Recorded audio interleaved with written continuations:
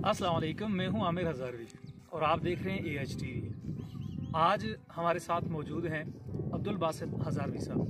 अब्दुल बासित साहब मेरे बहुत अच्छे दोस्त हैं, भाई हैं, भाइयों से ताल्लुक़ है। और मैंने जब लिखना शुरू किया था तो मुझसे पहले ये लिख रहे थे, अखबारात में इनकी तहरीरें शाया हो रही थी। और ये मुझसे अगर मैं कहूँ साल 2 साल सीनियर हैं तो ये बेजाना होगा। उस वक्त हम पढ़ रहे थे, मेरा ख्याल है क्लास में आगे था और ये पीछे थे एक आध क्लास में, लेकिन हमारा बहुत अच्छा ताल्लुक़ था। हमने किताबों का एक सिलसिला शुरू किया, अपनी तहरीरें एक दूसरे को दिखाते थे, रहनुमाई लिया करते थे। मैं इनसे रहनुमाई लिया करता था, इनकी जो चीज़ आती थी वो मैं देख लिया करता था। तो यूँ हमने एक लिखने का जो सिलसिला था वो इकट्ठा शुरू किया था। फिर अखबारात में कॉलम शाया होते रहे, बाद में इन्होंने लिखना कम कर दिया, लेकिन ये है मुझसे सीनियर। एक तारुफ तो इनका लिखने के हवाले से है, और दूसरा इनका तारुफ ये है कि ये बहुत लायक आलिम दीन है, एक बड़े इदारे में पढ़ाते हैं और हमेशा इन्होंने अपने इदारे को टॉप किया, पोजीशन लेते रहे। और तीसरा इनका एक तारुफ ये है कि ये इनके वालिद साहब बहुत अच्छे हकीम हैं, बड़ा अच्छा उनका ये शोबा है तिब का, और वो बड़ा प्यार करते हैं। उनकी वजह से इन्होंने तिब के मैदान में भी कदम रखा है और ये भी सीख रहे हैं। इंशाल्लाह आइंदा आने वाले दिनों में ये बेहतरीन हकीम होंगे और ये आपको जो तिब के हवाले से चीज़ें हैं वो बताते रहेंगे। इनका एक चौथा तारुफ है वो जो मैं आज करवाना चाह रहा हूँ, वो ये है कि जब हमने ये फलाही कामों की इब्तिदा की थी, ये वबा के दिनों में लोगों को राशन देने का आगाज़ किया था, तो ये भी हमारे साथ आए। कम से कम 1.5 लाख, 1 लाख से 1.5 लाख के बीच इन्होंने राशन भी दिया और बहुत सारे लोगों से रब्ता भी किया, पैसे इकट्ठे किए और बहुत सारी फैमिलियों का ये सहारा भी बने हैं। आए आज इनसे बातचीत करते हैं। कैसे आप ठीक हैं? अच्छा, मुझे ये बताएं कि एक तरफ आप लिख रहे हैं, दूसरी तरफ आप एक इदारे में पढ़ा रहे हैं, तीसरी तरफ आप माँ बाप के बड़े बेटे हैं, तिब भी सीख रहे हैं। इन सारी चीज़ों के बावजूद ये फलाही कामों के लिए टाइम कहाँ से निकालते हैं? ये तो आप कह सकते हैं कि जो दिल के अंदर जो तड़प होती है वो इंसान को काम करवाती है। ठीक है, तो जहाँ पे मैं दूसरी चीज़ों के लिए वक्त देता हूँ, तो जब इन चीज़ों को देखता हूँ कि मेरे मोहल्ले में या मेरे माशरे में, मेरे पड़ोस में अगर किसी को ज़रूरत है और वो मोहताज है, तो दिल में एक तड़प होती है। वो ना नींद उसकी वजह से आती है, ना आराम आता है, तो बंदा खुद ब खुद मजबूर होकर उठता है, वो काम करता है। तो मैं समझता हूँ ये एक अंदर का एहसास है, वो मुझे ये काम करवाता है। यानी एहसास ही असल चीज़ है। अच्छा, मुझे ये बताएं कि आप माशाल्लाह अच्छा सिस्टम में काम का चल रहा है, घर बार भी अच्छा है। मुझे ये बताएं कि ये फलाही कामों की तरफ कौन सा ऐसा वाक़या या कौन सी ऐसी चीज़ है या कौन सा ऐसा नज़रिया है जिसकी वजह से आप फलाही कामों की तरफ आए?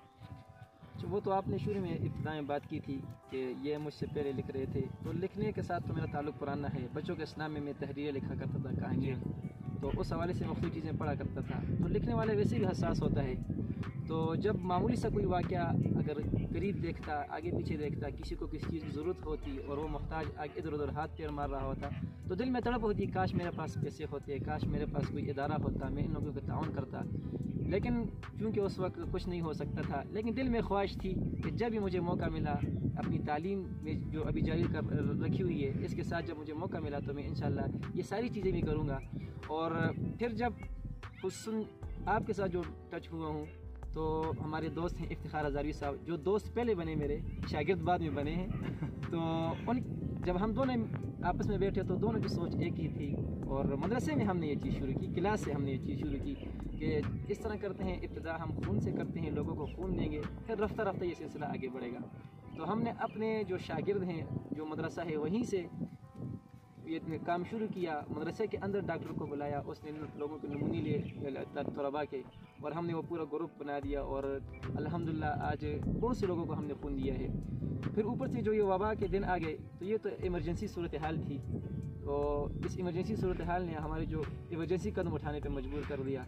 तो मैं आपके साथ मिल गया और ये बतौर टीम हमने जो काम किया, मेरा तो वह गुमान में भी नहीं था कि हम इस तरह काम कर लेंगे। अच्छा अब्दुल साहब, मुझे ये बताएं कि ये अल्लाह करे ये वबा के दिन ख़त्म हो, तो उसके बाद मुस्तकबिल के हवाले से आपका क्या इरादा है कि आपने क्या करना है? इस सिलसिले को जारी रखना है, रोक देंगे, क्या करेंगे?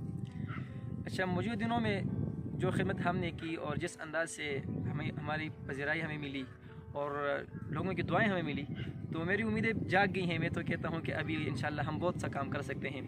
ख़ास तौर पर अपना जो आबाई इलाका है अलाई, वो एक पसमानदा इलाका है, देहाती इलाका है, वहाँ पे सहूलियात ना होने के बराबर है। और वहाँ से जो लोग बाहर आए हैं, जिन्होंने तरक्की की है, मुख्तलिफ मैदानों में आगे बढ़े हैं, वो अपने उस इलाके को भूल गए। ख़ुद मेरे जो रिश्तेदार हैं, चचाजाद हैं, फूफीजाद हैं, वो स्कूलों से महरूम है। करीब ही कोई मस्जिद है, वहाँ पे जो बुनियादी तालीम होती है वो सीख लेते हैं, उसके बाद बाकी तालीम वहाँ पे नहीं है। तो इंशाल्लाह मेरा इरादा है अपने इलाके मानसरा की सतह पर भी और इसी तरह अलाई की सतह पर भी मैं एक ऐसा इदारे की बुनियाद रखूँ, ऐसे इदारे चलाऊँ जहाँ पे बच्चों को मुफ्त तालीम भी मिले। और इसी तरह जो बेरोज़गार हज़रात हैं उनके लिए हम रोज़गार की कोई स्कीम मिलकर बनाएंगे। और फिर इसी तरह बाकी जो हमारा खून का जो ब्लड ग्रुप बना हुआ है, इसको हम मज़ीद आगे फैलाएंगे, मज़ीद इसको तरक्की देंगे। बहुत सी चीज़ें हमारे जहन में हैं और मज़ीद और भी बहुत सी चीज़ें हैं जो इंशाल्लाह, यानी इस सिलसिले को रोकना नहीं है, हम इसमें मज़ीद इजाफा करेंगे, मज़ीद चीज़ें इसमें ऐड करते जाएंगे इंशाल्लाह। बहुत शुक्रिया, आपने वक्त दिया। दोस्तों, ये अब्दुल बासित अज़हरवी साहब की गुफ्तगू थी। इन्होंने दरमियान में एक बंदे का नाम लिया है, वो इफ्तिखार अज़हरवी हैं और बड़े मासूम से वही हैं। रोज़ाना नए नए आइडिए लाते हैं, शेयर करते हैं और फिर उस पर काम भी शुरू कर देते हैं। हमें वो आराम से नहीं बैठने देते। अगर हम ज़रा सुकून का सांस ले भी लें, कहते हैं कि हाँ कल ये करना है, ये काम है, ये करना है। तो उन्हें मैंने कहा भी है कि आप इंटरव्यू दें, लेकिन वो कैमरे के सामने नहीं आए। लेकिन जो लोग कैमरे के सामने आते हैं उनके पीछे उन लोगों की काविशें और मेहनतें होती हैं जो कैमरे के सामने नहीं आते। जो लोग कैमरे के सामने नहीं आते, असल काम करने वाले वो लोग होते हैं। इजाज़त दीजिए, अल्लाह हाफ़िज़।